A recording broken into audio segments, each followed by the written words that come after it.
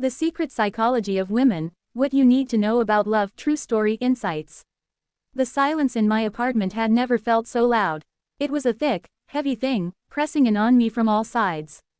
On the screen of my phone, the text thread with Sarah had gone cold. My final message, a simple, "Are we okay?" had been left unread for over 6 hours. This wasn't a dramatic, door-slamming fight. It was worse. It was a slow, quiet fade into emotional oblivion, and I was completely lost. My name is Mark. I'm a software engineer. My world is one of logic, of binary code, of clear inputs and predictable outputs. If there's a bug, you debug it. If a system is inefficient, you rewrite the code. I approached my relationship with Sarah with the same analytical framework. I thought love was a simple equation. Be a good guy plus remember anniversaries plus solve problems when they arise equals happy, lasting relationship. But with Sarah, it felt like I was constantly speaking the wrong language. I'd see she was stressed about work, and I'd present a detailed, 3-point plan to manage her workload. She'd sigh and say, "Thanks," in a tone that meant anything but. I'd notice she was quiet, and I'd ask, "What's wrong?" hoping for a list of issues I could tackle. Instead, she'd say, "Nothing," and the distance between us would grow another inch. This latest chill started 2 days ago. She'd had a terrible day. A project she'd poured her heart into was criticized by her boss. She came over, her shoulders slumped, her eyes tired. I did what I thought was the right thing. I listened, then I went into fix-it mode. "Okay," I said, pulling out a notepad. I was half joking, but only half. "Let's break this down. What exactly did your boss say? We can draft a rebuttal. Or, maybe it's time to update your resume. The job market is hot right now." I looked up, expecting to see gratitude. Instead, I saw a wall go up behind her eyes. She physically withdrew, pulling the blanket on my couch tighter around her. "I don't need a project manager, Mark," she said softly. "I just needed to vent." "I know, but venting doesn't solve the problem," I reasoned, my tone logical and, I see now, utterly condescending.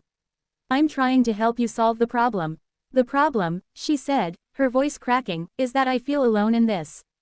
And then she went quiet. The rest of the evening was polite, but hollow. She left early, citing a headache. The texts since then had been brief and distant. And now, my, "Are we okay?" was floating in the digital void, unanswered. Frustration bubbled inside me. What more did she want? I was loyal, employed, I didn't play games. I was trying to help. Why was she so complicated? The old, tired thought entered my mind, women. You just can't figure them out. But this time, that excuse felt weak. I loved Sarah, truly loved her. Her laugh could light up a room. She was fiercely intelligent, kind to a fault, and saw a world of color in my black and white existence. The thought of losing her because of some fundamental flaw in my understanding was terrifying. In a moment of desperation, I did something I never thought I would. I opened my laptop and, with a feeling of profound foolishness, I typed into the search bar, "How to understand what a woman is really thinking." The results were a mix of trashy pop psychology and pickup artist nonsense. I was about to close the laptop in disgust when a link caught my eye. It was a long-form article, almost academic in its tone, titled, "The Connective Core, Understanding Female Social-Emotional Intelligence." It wasn't a flashy title, but it seemed genuine. I clicked. What I read over the next 2 hours dismantled my entire worldview on relationships. The article wasn't about manipulation or secret codes. It was about fundamental psychological differences in how men and women often, though not always, process emotion and experience connection. It argued that while many men are culturally conditioned to be problem solvers and providers, what it called the fortress mentality, many women are conditioned to be nurturers and connectors, operating from a hearth mentality. The fortress sees a threat, a problem, an emotion, and its goal is to defend, to fortify, to find the breach and repair it.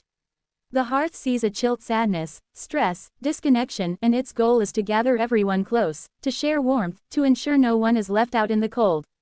When Sarah came to me with her bad day, she wasn't bringing me a broken machine to fix. She was bringing me her cold hands, seeking warmth by my fire. And I, in my fortress mentality, saw a structural weakness in my defenses. I didn't offer warmth. I started pointing out flaws in her insulation and handed her a blueprint for a better wall.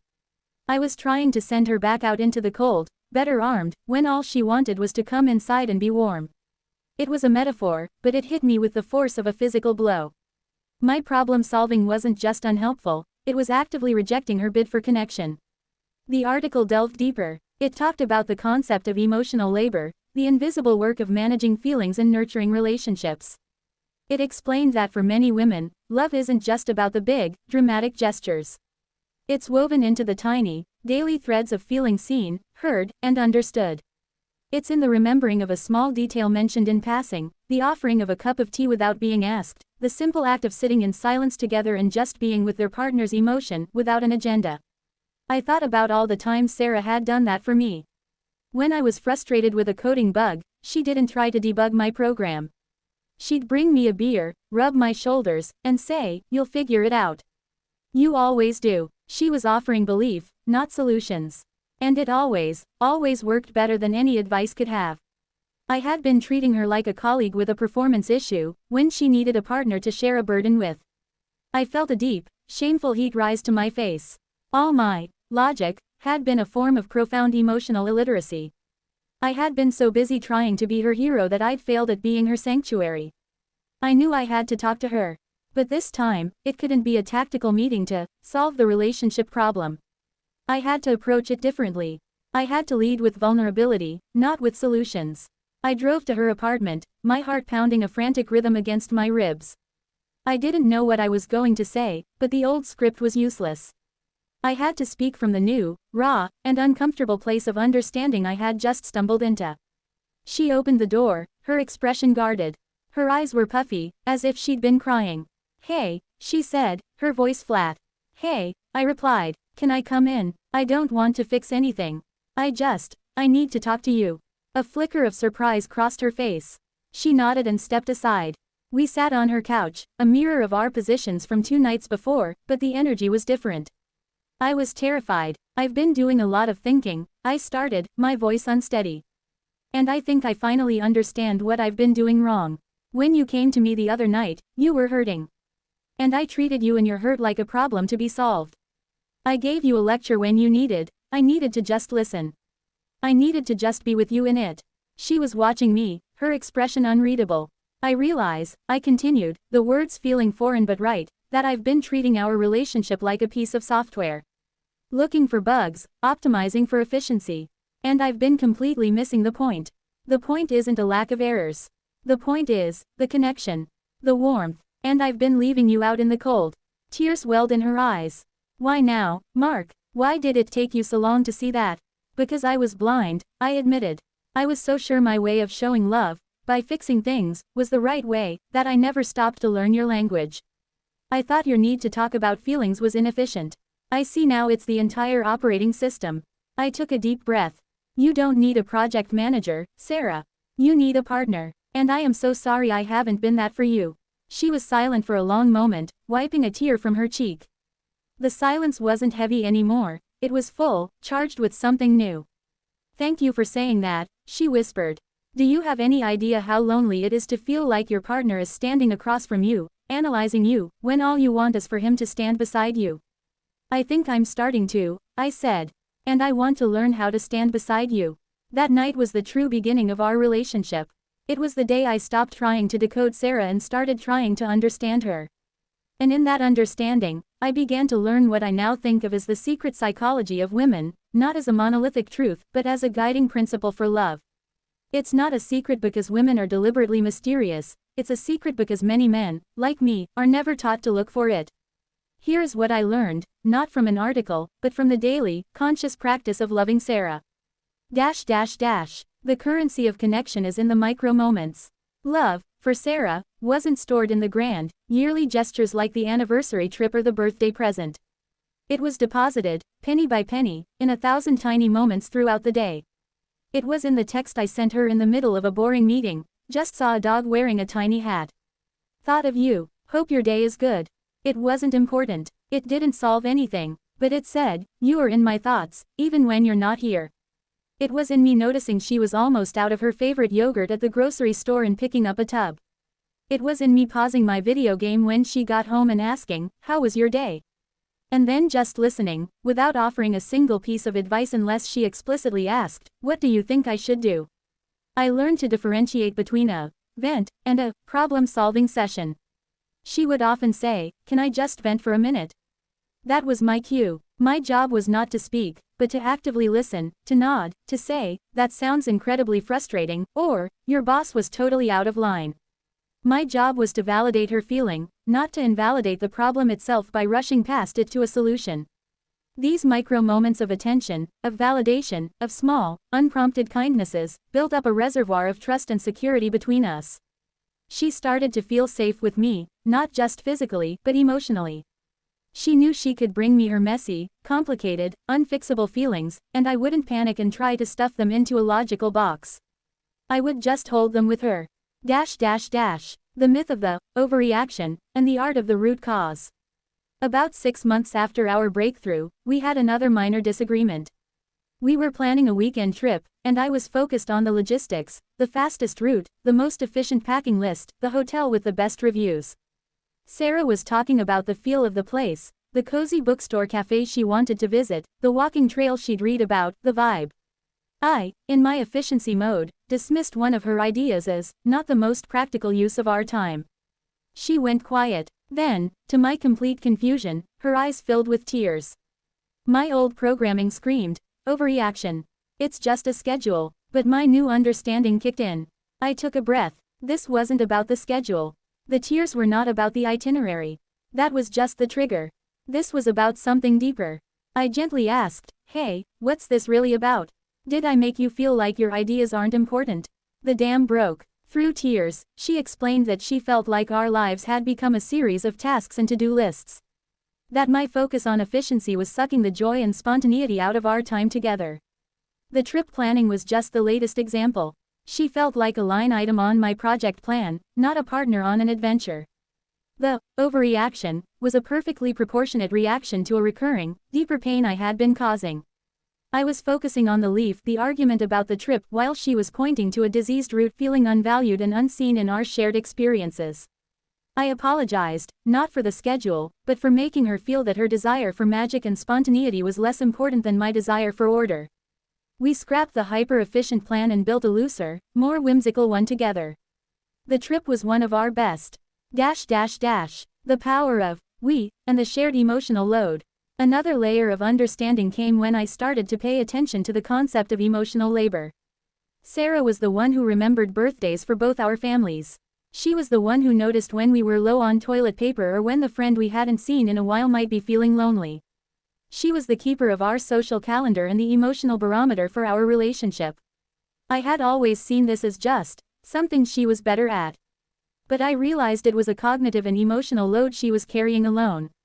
Love, I learned, is also about proactively sharing that load. I didn't wait for her to ask me to call my parents. I did it. I put a shared grocery list app on our phones and started adding items when I noticed we were running low. I started paying attention to our friends' lives and suggesting we invite them over, instead of waiting for her to orchestrate all our socializing. This wasn't helping her. That implies the job is inherently hers, and I'm just assisting. This was claiming ownership of our shared life. The relief and appreciation I saw in her eyes was more rewarding than any "thank you" for a problem I'd solved. I was finally a true partner, sharing the invisible work of nurturing our life together. The difference between pursuit and presence. In the early days of dating, there's a clear pursuit. The chase, the planning of dates, the flowers, the constant texts. It's exciting, but I learned that for a long-term relationship to thrive, that energy must transform from pursuit into a deep, abiding presence. Pursuit is external. It's about winning. Presence is internal. It's about being. Presence is putting my phone away completely when she's telling me a story about her day. It's holding her hand during a scary movie without making a joke. It's sitting with her in a hospital waiting room when her father is sick, not trying to fill the silence with chatter, but just being a solid, calm presence next to her. One evening, she was working on a difficult freelance design project, stressed and doubting her abilities. The old Mark would have given a pep talk or started looking for other job listings. The new Mark made her a cup of tea, kissed the top of her head, and said, "I'm right here if you need anything. You've got this." Then I sat on the other end of the couch and read my book, a quiet, steady presence in her storm of anxiety. After an hour, she looked over, smiled a tired but genuine smile, and said, "Thank you for just being here." That, thank you, was worth more than 1,000 solved problems. The vulnerability loop. Perhaps the most profound lesson was about my own vulnerability. My fortress mentality wasn't just about solving her problems, it was about protecting myself. If I was the strong, logical, unflappable one, I never had to show my own insecurities, my own fears, my own weaknesses. But true intimacy is a two-way street. It requires a vulnerability loop. She shares a fear, I share a fear. She shares a dream, I share a dream. I started to open up. I told her about my imposter syndrome at work, the fear that I wasn't as smart as my colleagues thought I was. I confessed my anxiety about getting older and whether I was building a life that truly mattered. I shared silly childhood embarrassments and deep, personal regrets. Each time I did this, I braced for judgment, for her to see me as less of a man. The opposite happened. My vulnerability invited hers. It built a profound intimacy that our previous dynamic of strong man, emotional woman could never have achieved. She didn't want a stone wall for a partner. She wanted a human being, flawed, feeling, and real. 2 years after that fateful night of silence in my apartment, I took Sarah back to the same spot. We were on a hike, at a lookout point over a valley painted with the fiery colors of autumn. The air was crisp, and we were the only ones there. I took her hands in mine. My heart was pounding again, but this time with excitement, not fear. Sarah, I began, you taught me that love isn't a problem to be solved. It's a connection to be nurtured. You showed me that the most important thing isn't having all the answers, but sharing all the questions. You turned my black and white world into glorious, brilliant color. I got down on one knee and pulled a small box from my pocket. Her hands flew to her mouth, her eyes wide. My greatest project, my most important mission, is to spend my life learning your language, standing beside you, and keeping our hearth warm. Will you marry me? Through joyful, streaming tears, she said yes. The secret psychology of women, what I needed to know about love, wasn't a secret at all. It was a language of the heart that I had simply never been taught to speak. It's the language of empathy over efficiency, of connection over correction, of presence over pursuit. It's understanding that for the woman you love, the question is rarely, can you fix this? But almost always, can you be with me in this? And the answer, I learned, is the simplest, and most profound, one in the world, yes. I am here, I am with you, and in that simple, unwavering presence, you will find a love deeper and more resilient than any problem you could ever solve.